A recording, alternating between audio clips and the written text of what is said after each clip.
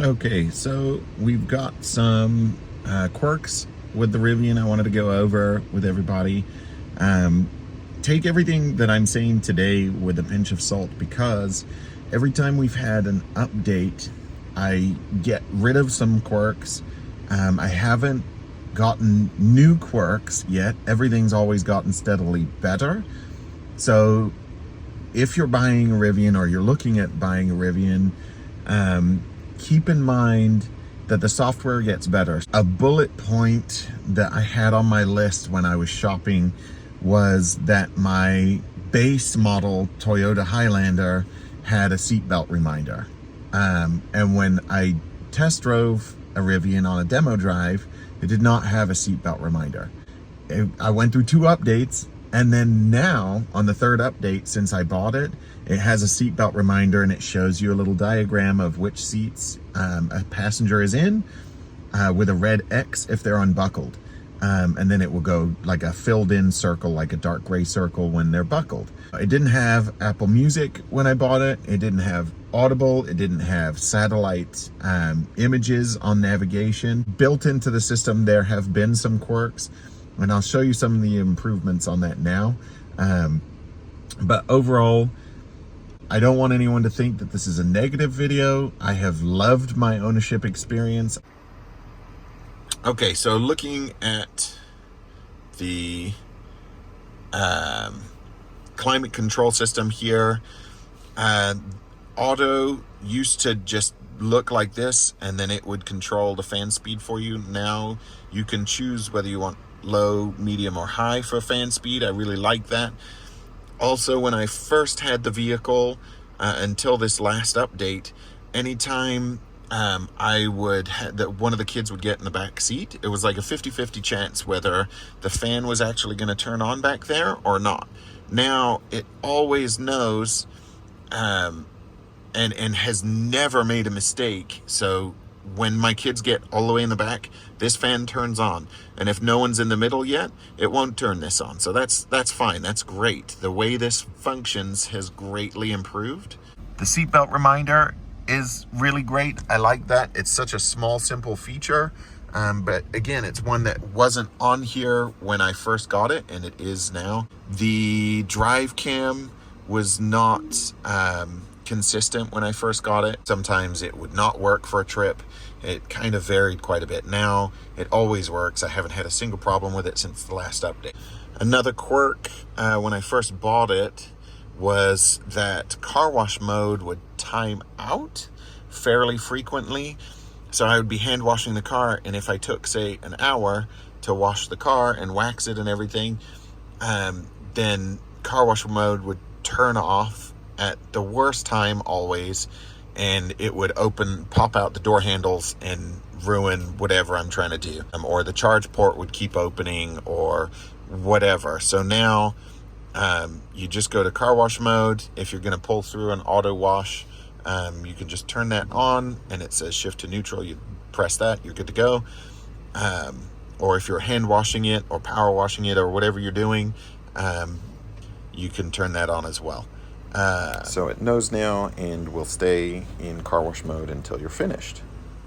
The roadside lighting is also a new feature that wasn't available on it when I first bought it. That's kind of cool. You can change it so that your lights do different things to direct traffic around you. I have actually used this once, and I do think it was helpful at a school event with low light in a parking lot, kind of an overflow parking lot. When I first got the vehicle, when you turned the steering wheel, the headlights would illuminate sort of where you were aiming at a little bit more. The upgraded dynamic headlights illuminate everything in front of you. Another thing that's improved is the driver's assist. It's way better than it was when I first got it. It wasn't particularly good. Now it's acceptable, not super good. It's not as good as Blue Cruise, but I think they'll get there. I think with the next big update this fall, it'll really improve. Okay, so you're gonna hold these 2 buttons right here to do a soft reset. You'll hold them and it will make a dinging sound and pop up on this screen right here.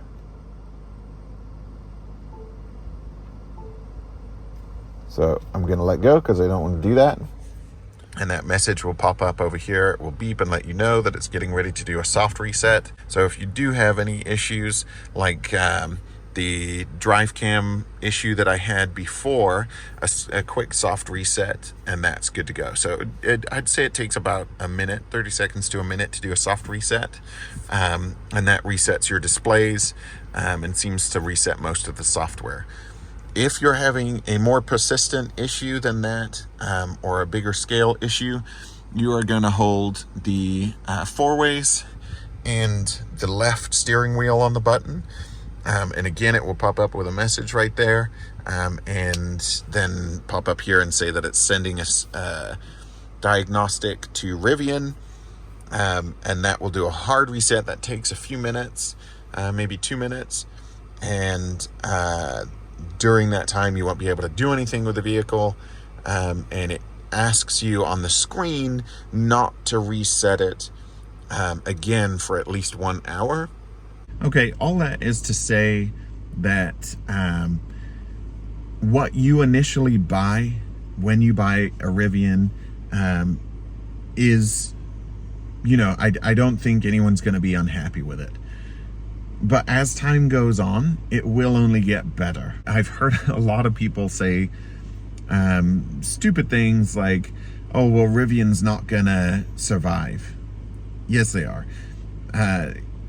Around here, about half of the Amazon delivery vans are Rivians that have the same motor as the dual standard motors. The Rivian vans just have one. They were making those delivery vans for a whole bunch of other companies now.